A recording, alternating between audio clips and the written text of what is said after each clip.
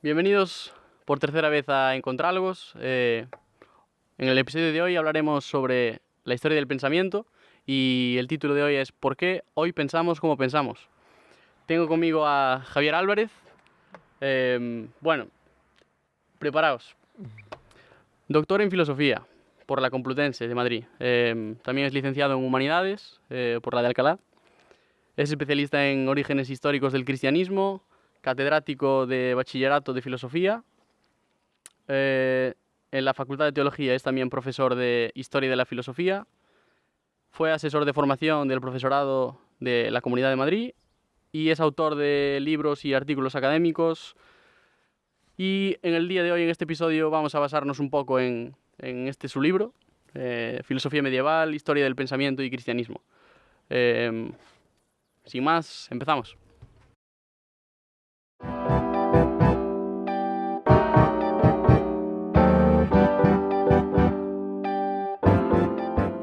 Bueno, Javier, gracias por estar aquí. ¿Qué tal? ¿Cómo estás? Muy bien, encantado de estar aquí contigo. Genial. Por cierto, antes de empezar, que sepas que la idea de hacer este podcast, bueno, ya te conocía de antes, pero la idea del tema y la temática de la que íbamos a hablar hoy, pues se me ocurrió por uno de tus libros que tenía por casa. Y nada, lo empecé a leer, aún no lo acabé, así que aún no te puedo dar mi feedback real, pero me interesó mucho y lo busqué en Amazon y vi que tenías una serie sobre historia del pensamiento y pues eso, me decidí básicamente a preguntarte porque ya te conocía de antes y bueno, siempre es interesante hablar contigo. Así que, si te parece, empezamos. Directamente, hablaremos hoy sobre Grecia, básicamente, la Edad Media, la Edad Moderna o la Ilustración y la Edad Contemporánea, más o menos donde estamos viviendo hoy. Y luego al final tengo un juego para ti que ya hablaremos. Vale, pues, ¿qué crees que nos queda hoy en día de la filosofía de la antigua Grecia? Pues prácticamente todo, porque la influencia de Grecia en la cultura occidental ha sido tremenda en todos los ámbitos, desde la arquitectura, la escultura, también la literatura, la poesía, las formas de narrar, el drama, fíjate, la tragedia, la importancia de la tragedia griega. Pues prácticamente todo, y desde el punto de vista de la filosofía, pues la raíz del pensamiento filosófico está en Grecia. O sea, los grandes sistemas de pensamiento se articulan ya en la antigüedad con Platón, Aristóteles, claro, incluso con la filosofía presocrática. Incluso a nivel social también, la democracia básicamente la tenemos gracias a ellos, ¿no? Sí, sí. La propia palabra, la palabra democracia, la palabra política, son palabras que directamente pronunciamos y decimos en griego, están incorporadas al léxico castellano y de otras lenguas también. Claro, entonces, si alguien te pregunta por la calle, oye, mira, que yo estoy estudiando, aparte tú eres profesor de filosofía, yo estoy estudiando a Platón y Aristóteles, pero en realidad es que no me entero ni de qué hablaban, de esas teorías de las ideas, no me entero por qué lo estamos estudiando. Entonces, ¿qué le responderías a alguien que te dice, ¿por qué estoy estudiando hoy a los filósofos griegos antiguos? Bueno, yo creo que todo el pensamiento tiene como unas pautas, como unas espíritus, unas formas de pensar más o menos lógicas, articuladas. Es decir, ser original, por un lado, es algo muy sencillo, porque todos somos originales y todos decimos cosas muy interesantes. Pero pensar en profundidad y articular el pensamiento, pues ya es un poquito más complicado. Y las sensibilidades, por ejemplo, que son idealistas, si estudian a Platón, podrán ver una fundamentación de un pensamiento de carácter idealista, espiritualista, pues muy bien argumentado. Las personas que son más realistas, más pragmáticas, podrán encontrar esa fundamentación del pensamiento desde el punto de vista lógico, riguroso, muy bien realizado en el pensamiento de Aristóteles, por ejemplo. Sí, quizá más adelante, en las distintas épocas han sido raíz. La filosofía griega, perdón, ha sido raíz de esas otras... Sí, la historia de la filosofía es como un péndulo que va normalmente entre estos dos extremos, Platón y Aristóteles, el racionalismo o idealismo, y luego por otro lado el empirismo, el materialismo, y toda la historia del pensamiento es a veces un transcurrir de ese movimiento pendular, de ideas más o formas de pensar más, digamos, espirituales, más elevadas, a otras que pisan más el terreno de lo concreto, de lo cotidiano. Y por curiosidad, porque sé que en los libros, pues, en los 4 tomos que son, pues ya divides la historia del pensamiento en cada época. Y al ser profesor de filosofía, ¿cómo les enseñas a tus alumnos a las distintas categorías de los filósofos? Es decir, ¿le enseñas históricamente? ¿Les enseñas, pues estos pensaban esto es lo otro? Sí. A mí me gusta especialmente la presentación histórica de la filosofía. ¿Por qué? Porque unas ideas se encadenan con otras. Y bueno, también hay que cumplir los programas, entonces, pues, a ver, la filosofía, por ejemplo, de primero de bachillerato es más temática, también es interesante, pero a mí, sea cual sea el tema o la unidad que se estudie, sí me gusta hacer un enfoque histórico, porque nosotros pensamos siempre basándonos en lo que otros han pensado antes que nosotros. Esto ocurre en la filosofía, pero ocurre también en la ciencia, en el arte, en todo tipo de discurso, de producción humana. Y haciendo un poco de link entre la Grecia y la Edad Media, ¿qué gran autor, digamos, de la Edad Media crees que ha sido más influenciado por la Grecia clásica o ha sido el máximo exponente de la Grecia clásica llevado en esta nueva etapa? Bueno, es difícil de contestar, señalar un autor, porque lo que hizo la Edad Media fue coger el pensamiento clásico, el pensamiento griego, también el pensamiento romano, y fundirlo con el cristianismo, con la religión monoteísta, que surge también en el Imperio Romano en el siglo I. Claro, ahí, hilándolo con lo que decíamos antes, de esos 2 grandes movimientos pendulares de la historia, pues yo diría que los 2 grandes autores de la Edad Media son, por un lado, Agustín de Hipona, que cogería la vertiente platónica del pensamiento, neoplatonismo, y luego el recopilador de Aristóteles, el expositor de Aristóteles, sería Santo Tomás de Aquino. Y luego, pues claro, para mí son muy interesantes, muy importantes los autores que vienen también después de Tomás de Aquino, sobre todo Guillermo de Ockham. Me parece un autor fundamental para entender después la modernidad. Claro. ¿Y dirías que en la Edad Media, por ejemplo, es donde se empieza a cimentar o a construir la civilización como la conocemos hoy? Porque en este libro que estaba leyendo, tuyo, de hecho, en el último post que tenemos en Instagram fue esta frase la que pusimos, que la saqué de ti. La civilización occidental viene a ser el resultado de la confluencia de 3 factores decisivos. La filosofía griega, la religión cristiana y el derecho romano. Entonces, si esto en esta etapa es cuando las 3 confluyen, quizá fue ahí cuando empezamos a sentar la civilización como la conocemos hoy.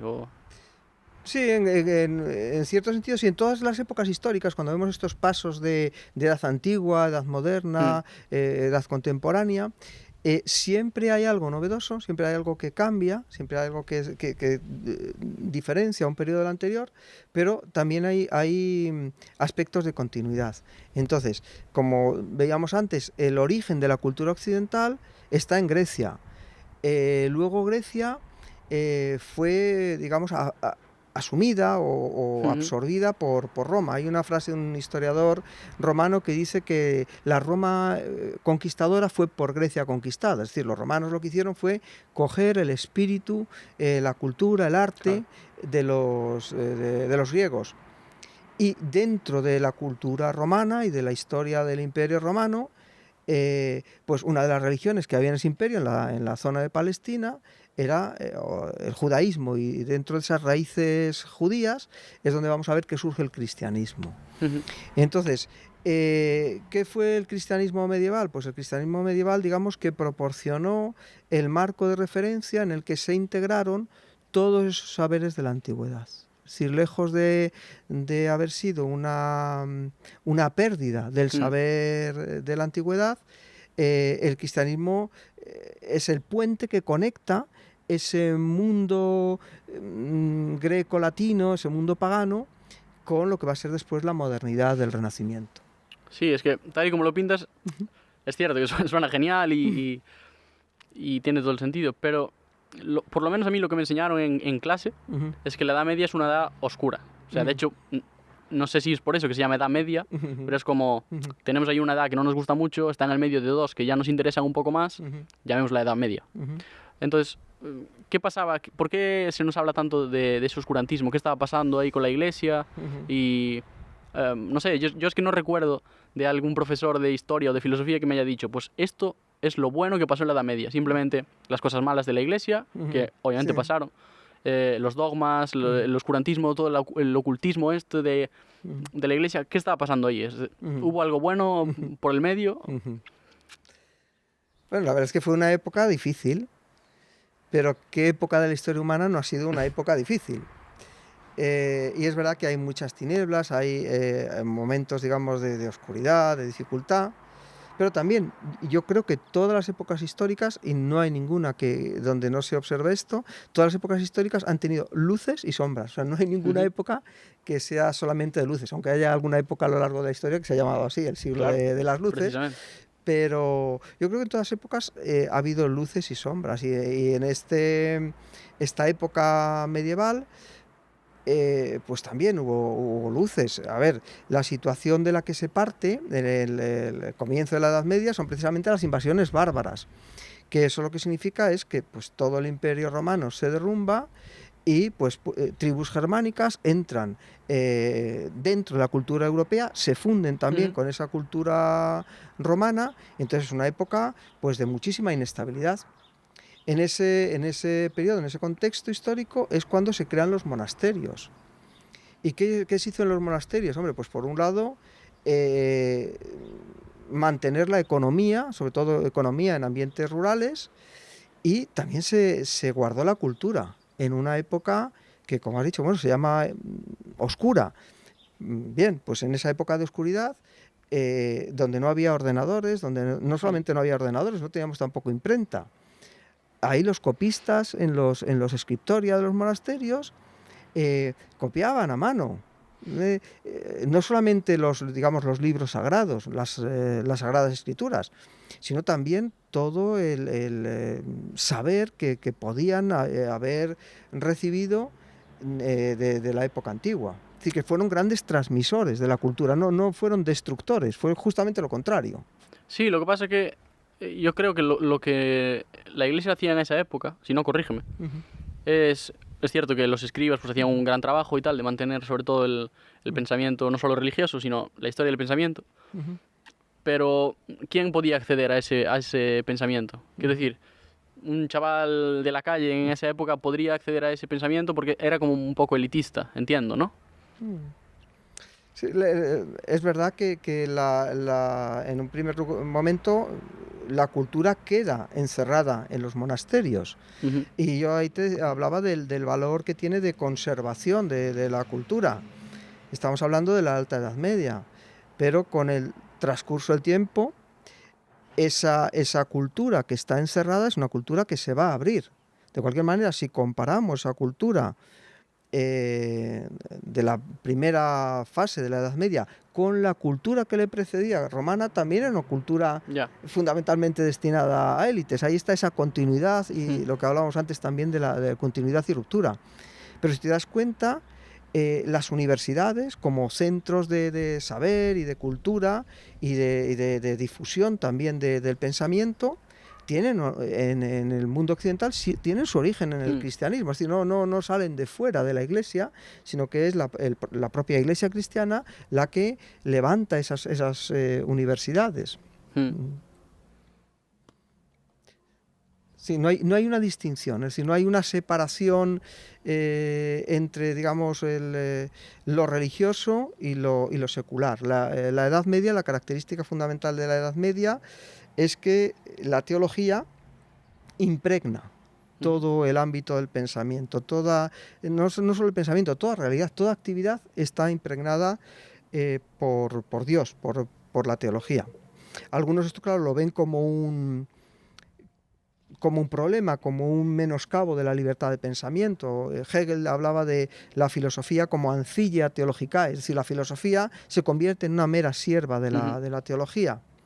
Y es cierto, ahí hay un valor fundamental, que es el valor del Dios cristiano, el monoteísmo. También va a ocurrir lo mismo con otras religiones monoteístas, el judaísmo, el islam, que también van a producir grandes pensadores. Pero ¿qué sistema filosófico no tiene a su base también unos presupuestos que no son filosóficos? Esto en primer lugar. Sí. Es decir, en toda filosofía hay siempre algo que es más bien del corazón que no de la razón. Y luego también, por otro lado, en el pensamiento medieval, el pensamiento cristiano medieval, y basta solamente pues abrir los libros de los medievalistas para darse cuenta de ello, hay una grandísima diversidad de pensamiento. Es decir, no todos estaban de acuerdo, no todos veían el mundo de la misma manera, no todos pensaban igual. De hecho, igual esto se ve más adelante en la Edad Moderna, ¿no? De muchos pensadores, científicos, filósofos que creían en el Dios de la Biblia. Sin embargo, no estaban muy de acuerdo cómo se estaba llevando la Iglesia, quizá. De hecho, Galileo, por ejemplo, fue perseguido por ello y algunos más. No sé, Descartes, por ejemplo, Locke, que uno es racionalista, el otro es empirista. Es decir, hay un montón de cosas que los pueden separar. Lo que tienen en común es que, primero, creen en el Dios cristiano y segundo, creen que la Iglesia algo está haciendo mal. Entonces, bueno, algo tiene que ver a lo mejor con la Reforma Protestante en esa época. Porque, claro, la Iglesia tenía un montón de poder en la Edad Media y a lo mejor vino una época de, nos están dando palos por aquí. Y encima gente dentro de la Iglesia, como era Lutero. Sí. Entonces, ¿qué supuso ese debilitamiento? ¿Qué era la Reforma Protestante y qué supuso para la sociedad? Bueno, son muchos aspectos antes de llegar a la reforma, porque no me gustaría dejar de señalar alguna cosa. Fíjate, este asunto de la pluralidad dentro del cristianismo, pues es evidente. O sea, la cultura occidental es griega, es romana, pero muchos de sus valores, el concepto de persona, sus valores morales son fundamentalmente valores cristianos, aunque hayan sido secularizados. Es decir, aunque se haya quitado de ellos el valor o el fundamento trascendente que es Dios, esos valores que son compartidos en términos generales por la cultura occidental son valores cristianos, judeocristianos. Y entonces, dentro de esa forma cristiana de creer, hay muchas maneras de pensar. Por eso decías Locke y Descartes, tan distintos, ¿no? Uno racionalista y el otro empirista. Entonces, ese pensamiento plural también existía en la Edad Media, no solamente en la Edad Moderna. Es más, la intransigencia yo creo que es más propia de la Edad Moderna que del mundo medieval. La intransigencia, digo, en cuanto al pensamiento. Y citabas a Galileo.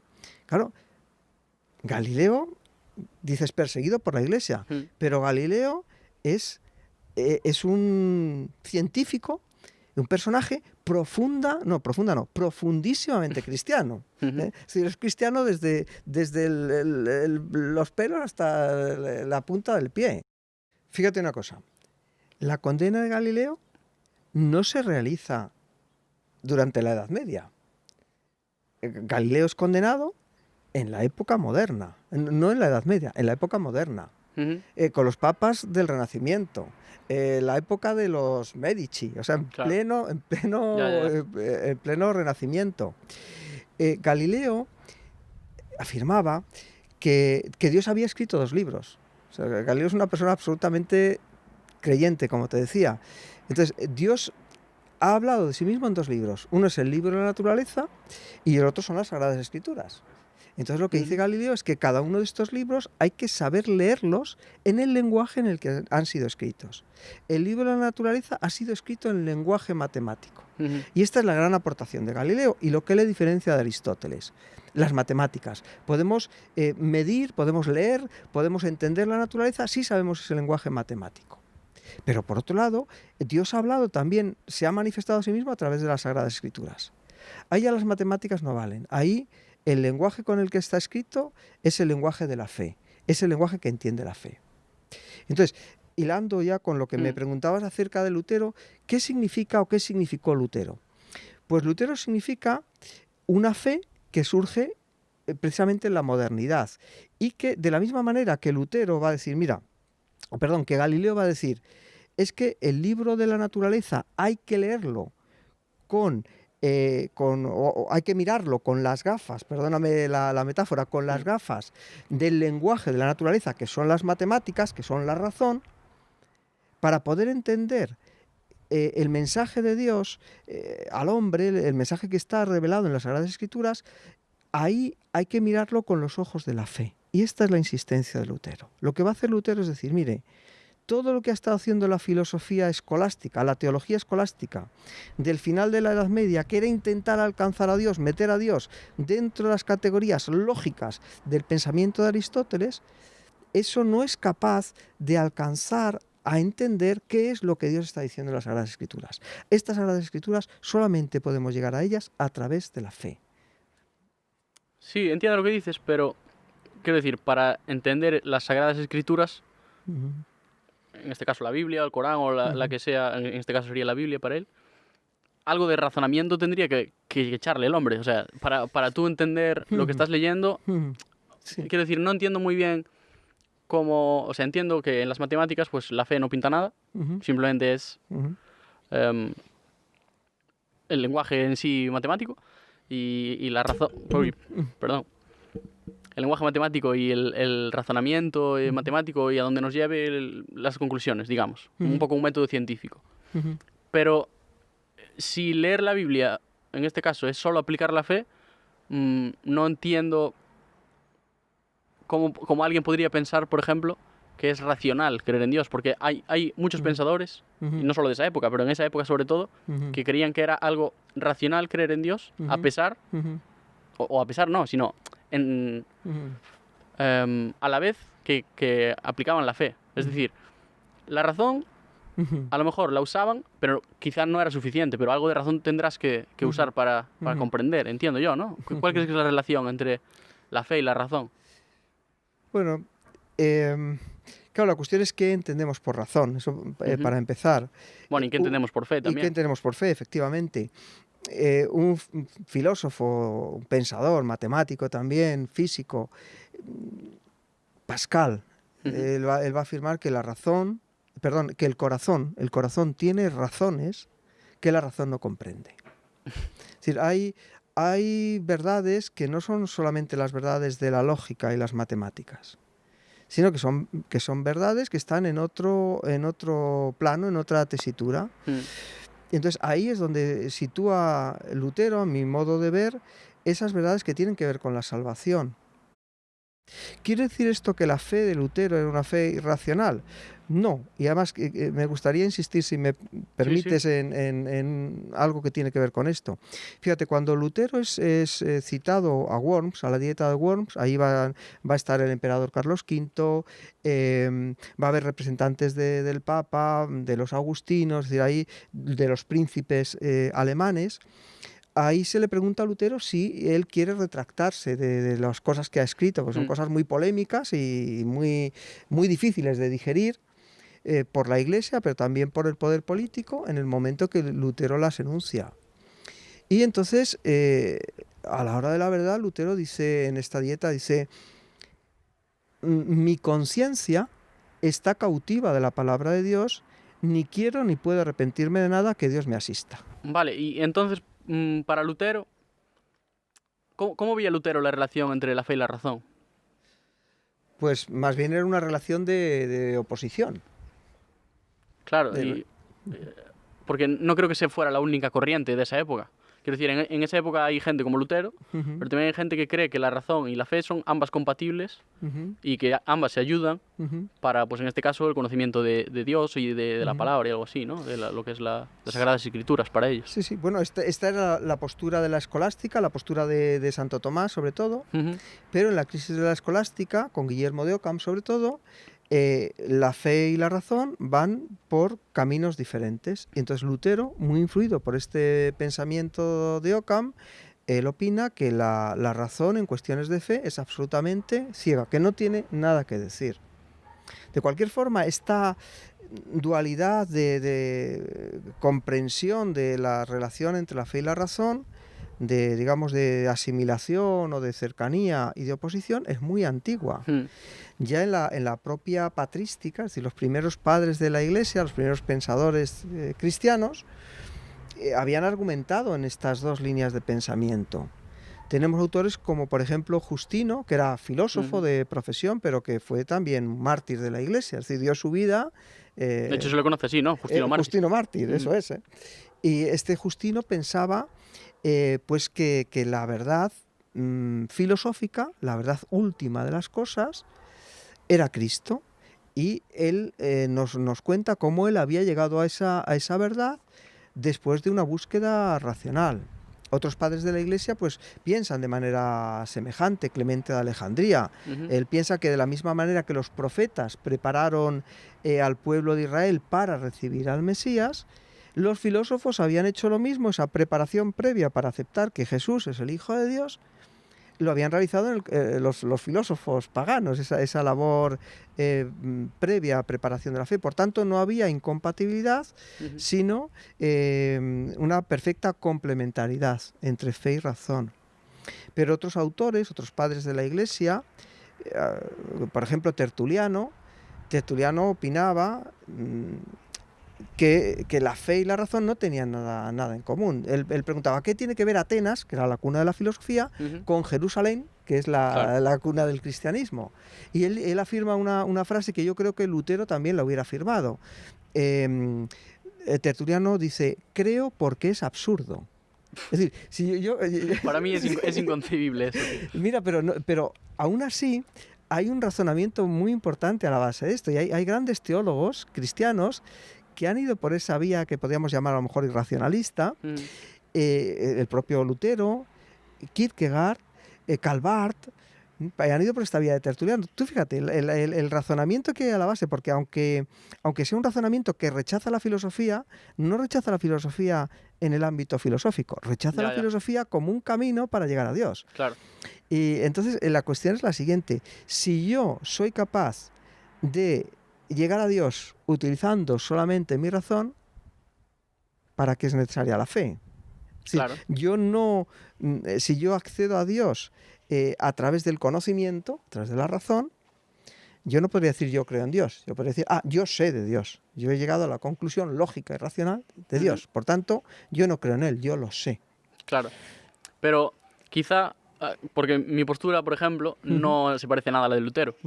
Pero creo que tampoco se parece a esta. Creo que no es exclusivamente que la fe pueda ser un camino para conocer algo o creer y afirmarte en algo, pero tampoco creo que la razón sea exclusivamente, no solo en el ámbito religioso, que creo que es en el que más pues, la fe tiene sentido, pero creo que en otros ámbitos, si entiendes la fe como confianza en algo, o sea, en una persona, como en el caso del cristianismo, o confianza en, pues, yo qué sé, en la ciencia, por ejemplo, los que hacen ciencia confían de alguna manera en que las leyes de la naturaleza no van a cambiar mañana. De esto no hay experimento que lo demuestre, porque no puedes experimentar este tipo de escenario. Entonces, mi postura personal es que ni como Lutero ni como el otro extremo, la fe y la razón pueden ser compatibles, y sobre todo en el ámbito religioso. No sé si quieres extenderte algo más en tu postura o... Bueno, yo creo que es una cuestión de lenguajes. El lenguaje religioso y el lenguaje de la ciencia o el lenguaje de la filosofía o el lenguaje del arte son formas distintas de hablar, de contar, de narrar una misma verdad. Hace tiempo leí una historia que me pareció interesante respecto a esto que estamos hablando. Y era que se reunían 4 grandes personajes de la historia: Gauguin, el pintor, Chopin, Newton, Sir Isaac Newton y el rey David. Entonces quedaron en una tarde para ver una puesta de sol maravillosa, preciosa, tomaron allí su bocadillo, su Coca-Cola, viendo aquel espectáculo maravilloso. Y al cabo de unos años, al cabo de 4 años, pues se reunieron otra vez los 4 amigos de épocas muy distintas, pero bueno, era una historia un tanto fantástica. Y uno de ellos preguntó, bueno, ¿os acordáis de aquella puesta de sol tan magnífica, tan bonita que vimos hace 4 años? Entonces ahí Chopin coge el piano y dice, sí, yo la recuerdo, la he recordado muchas veces. Y fijaros cómo la recuerdo. Entonces empieza a tocar ahí cómo fue la puesta de sol, a todos les pone la piel de gallina, impresionante aquellas notas que salían del piano.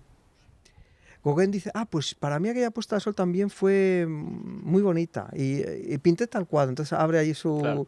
su óleo, bueno, aquellos colores impresionantes, muy bonitos, ¿no? Maravillosos para... Y Newton interviene y dice, no, recordad que no vimos ninguna puesta del sol, porque el sol no se pone. En realidad lo que ocurre es que la Tierra en su movimiento de rotación hace que nosotros veamos este movimiento aparente. Claro. Y el rey David pues dijo, pues yo mirad lo que escribí.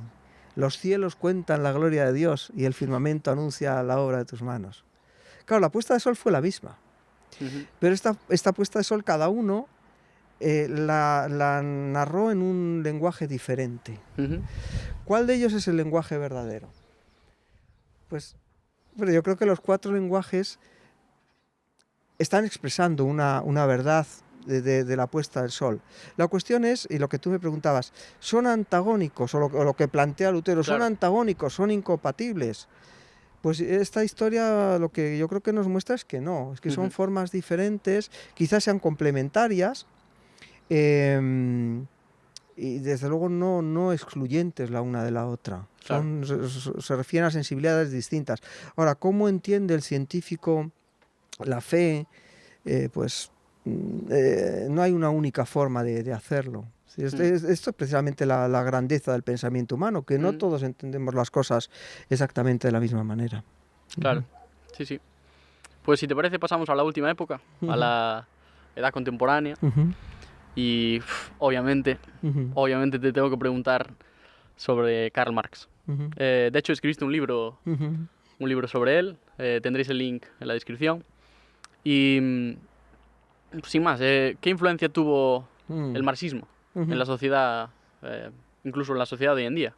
Bueno, el marxismo, casi más que una filosofía, o además de ser una filosofía, casi una religión. Es una forma de pensamiento muy interesante, porque a veces parece que los filósofos están ahí como pensando el mundo y las cosas que han pasado y la historia y demás, pero en este caso, y en otros muchos también, pero en el caso del marxismo se ve con mucha claridad, el marxismo no va a la zaga del tiempo, al revés, va adelantándose al tiempo, y el marxismo ha influido no solamente en el ámbito del pensamiento, de la economía, de la filosofía, de la política, etcétera, sino que también ha transformado el mundo. Desde la perspectiva política, pues hay países que tienen sistemas de gobierno inspirados en el pensamiento marxista. Entonces es una filosofía con una proyección histórica, con una proyección vital, con una proyección económica muy, muy importante. Bueno, no quiero meterme en tus ideas políticas, pero bueno, es interesante sobre todo hablar de una figura como Marx, y más adelante espero tener un debate alrededor de algo relacionado con Marx. Supongo que el comunismo, porque hoy en día, pues, lamentablemente o favorablemente, depende cuál sea tu postura, pues en muchos países está en auge. Y estamos viendo en países como... Bueno, ahí queda la cosa. Por ahora no quiero meterme en fregados en este episodio. Y nada, lo último que me queda es un juego que le preparo a partir de ahora a los invitados, de hecho, que será sobre frases. Te explico cómo va. Yo te soltaré unas frases y una por una me tienes que ir diciendo si crees que es de un intelectual, un filósofo, un científico, un escritor, o si es de un niño. En este caso, las frases de los niños los cogí de El Hormiguero, porque El Hormiguero tiene una sección en la que los padres pues mandan frases graciosas de los hijos y tal. Entonces, te diré una frase y me dirás frase de un intelectual, de algún tipo, o de un niño. Y a ver qué pasa. Vale, a esta persona, cuando era pequeño, le preguntaron qué quería ser de mayor. Y esta persona respondió: lo que no quiero ser es gente. ¿Intelectual o niño? Ni idea. Hay que jugárselo. Sí, no hay comodín del público. No hay comodines. Por ahora no hay comodines, ya veremos más adelante. Lo que no quiero ser es gente. A mí me parece un intelectual. Un niño de 6 años. De los niños no diré su nombre y apellidos por bueno, algunos niños luego son intelectuales, pero... Sí, a veces no sabes si... De hecho, veremos que con estas frases a veces no sabes si un niño es un intelectual o un intelectual es un niño. En fin, no sabes muy bien la diferencia. Vale. Si Dios está en las nubes, ¿cuándo va a bajar a conocerme? ¿Intelectual o niño? Un niño. Una niña de 3 años, además. Una niña. Ajá. O sea que hay personas que hasta en esas edades se preguntan cosas como esta. Sí. No hace falta ser Lutero. Sí. Es que esas preguntas están enganchadas en el alma humana. Sí, sí. Sí, hay grandes preguntas que todos al final, Es que son de alguna manera, de la filosofía. Exacto. Pero bueno. Sí. Que de alguna manera todos nos encontramos con ellas, ¿no? Esta me gusta mucho. Diría que hasta me representa. Hago ejercicio a menudo. Precisamente ayer tomé el desayuno en cama. ¿Intelectual o niño? Si te identificas un niño y un intelectual, es las dos cosas. Oscar Wilde. Ajá. Oscar Wilde, una frase Sí. top para mí. Otra que me gusta mucho y de... Bueno, no te diré nada. Encuentro la televisión muy educativa. Cada vez que alguien la enciende, me voy a otra habitación a leer. Un intelectual. Groucho Marx. No es un intelectual como bueno, tal, pero bueno. bueno, es Un gran pensador. un fenómeno. Es un fenómeno. Y por último, la muerte es el precio que se paga por vivir. ¿Intelectual o niño? O ambas. Bueno, Igual fue un intelectual de niño, quién sabe. Parece de un intelectual. ¿Intelectual? Sí, bueno. Una niña de 10 años. Una niña de 10 años. Que claro, otra pregunta, otra de las grandes preguntas de la vida, ¿no? ¿Por qué hay que pagar el precio de la muerte, por ejemplo? No sé, bueno, estas grandes preguntas que nos abordan a todos. Bueno, espero que te lo hayas pasado bien, yo me lo pasé muy bien. Sí. Gracias por estar aquí y a vosotros nos podéis seguir en las redes sociales, @encontrálogos, nos podéis escuchar en Apple Podcasts, Spotify, YouTube, iVoox y alguna más. Gracias por estar ahí, nos vemos en el siguiente episodio.